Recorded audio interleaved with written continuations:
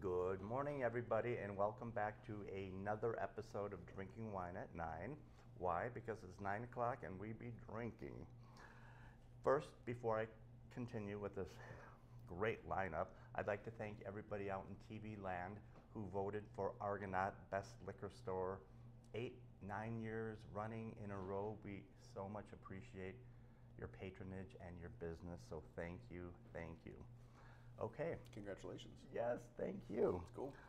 Today I have a returning guest. His name is Randy Freeland, and he is the account specialist director extraordinaire of Moet Hennessy, which is under the guise of Breakthrough Beverages.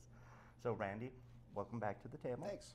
Thanks for having me back. Absolutely, because we are talking about one winery in celebration of World Malbec Day coming up April 17th. Yep. So Randy, Okay. take it away. Salute. Okay. We're doing all high altitude Malbecs, which nowadays you can't swing a dead cat without hitting a Malbec from the Val de Uco. But back in the 90s when this was founded, they were the first to plant there. Wow. And this is Argentina, everybody. Yep. All at the slopes of Mount Aconcagua, which is the tallest mountain in the southern hemisphere and in the western hemisphere. Okay. So 22,000 some feet. Wow. Yeah. I embrace that. So tell us about the first terrazas. So the first terrazas, this is the Altos line. So this is their most value line. This is light oak. It's made to be very light and refreshing. I prefer serving it with a little chill on it. Okay. Almost, I don't want to say quite Lambrusco-y. Sure. But, that A really little bright bit fruit. Pinot. Yeah. I could see that. But that really bright fruit comes Right. through. It's fantastic with fried chicken. Oh, Just yes. because of that. Yeah, you get a lot of cherry and some oak and some wild raspberries and a little lavender and rose hips. Yeah. And it's meant to be consumed quickly. Oh yes, it's meant to be consumed young. It's meant to be Right, consumed that's young what I and meant. fresh. It is not a wine for aging. You have to remember, only 5% of all wines made are made to be aged. Most are made to be drunk upon release. People, it's what wine's for. Like Right. you said, it's for drinking, especially at 9 a.m. And and I think Fishila has this on sale. They have them. Well, we have all of them except the last one on sale, and it's probably under $11. Oh yes, yeah.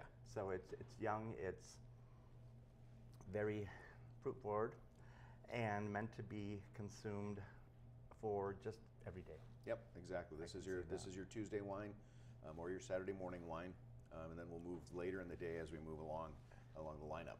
Okay. So Wine number 2. wine number 2. This is where we start getting to the Reserva series. Okay.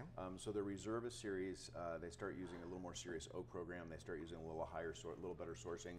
So this is sourced between 3,600 and 5,400 feet up in the Andes. It's beautiful. It's bright. It's acidic. It has nice depth, and it's a Cabernet. Yeah.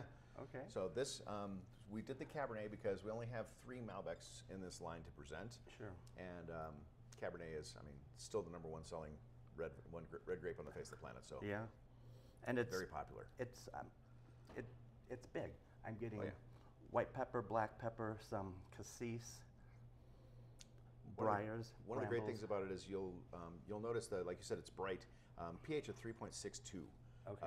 As opposed to many other Argentine Malbecs and such are going to be closer to 3.7, 3.8. And since the logarithmic scale, that little difference makes a big difference in the flavor of the wine. Right. And this you could graduate to flank steak, skirt steak, Oh, definitely.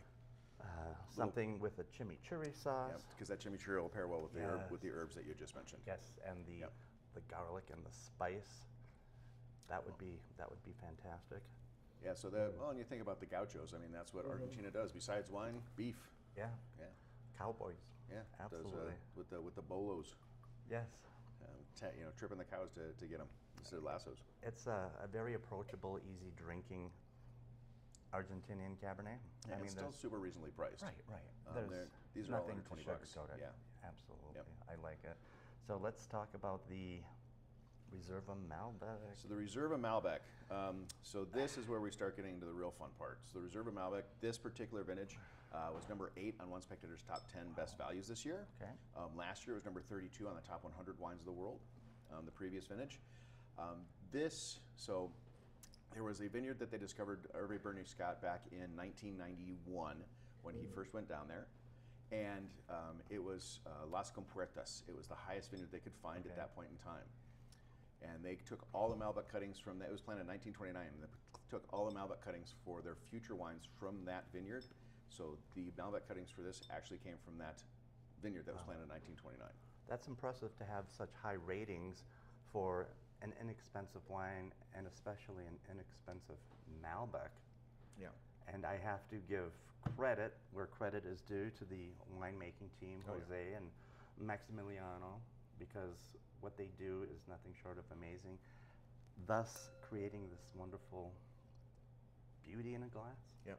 Well, and then they do have a great oak program down there. It's 30% new oak, and then the rest is between 1 to 3 years to get a really nice balance. They don't want to. The whole point is they want to keep that bright mountain fruit up front. They don't want to cover it with oak. Right.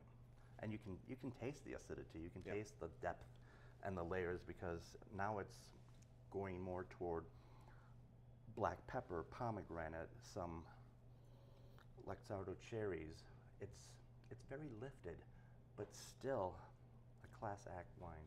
Well, and that bright acidity is going to help it pair better with food as well. Yeah, it really is. So that's what they're really making is great food wine. Mm-hmm. I like that, which leaves us to the Big Daddy, Yes. which we don't carry at Argonaut, but I'm sure if you called Miss Sheila, she could get you a bottle. Well, it should be in next week. Oh, yeah, even better. So that was the problem, is that there was some stocking issues. Okay. So It should be in next week for World Malbec Day. yes, so you should be able to enjoy it for World Malbec Day. This is the Grand Malbec. Yes. And it is grand. Okay. So it doesn't cost $1,000 though, so that's good. Yeah. I've never had this. So this I love the nose.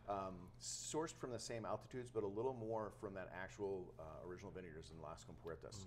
So over 50% of this is from that Las Compuertas vineyard that was planted originally in 1929. It's dry, it's tannic, it's big. Yep. It's almost Italian-esque, if you will, reminiscent of a Barolo or a Brunello Barbaresco. Yeah, and you have to remember, it kind of makes sense when you think about it, because 50% of all immigrants into Argentina in the early 20th century were Italian. Yes, yes. I mean, we are a French company, but the winemaking, everybody down there in winemaking, a lot of Italians from descent. Yeah, and this is a big, gorgeous wine that definitely needs food.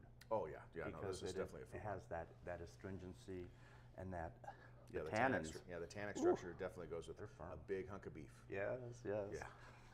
And Get a half a cow and I'm having world famous Wisconsin cheeseburgers tonight, and any of these wines would pair with something as simple as that. Mm-hmm. So on burgers, I always love something really high acidity, because it's never the meat, it's the condiments. So mustard and ketchup and relish and stuff like that, and pickles, those are all very high acid foods. And so you have to have the high acid of the bright wine to pair with those high acid foods. Okay. The meat's easy. Hamburgers at pH of like 6.9. Sure. So that's almost neutral.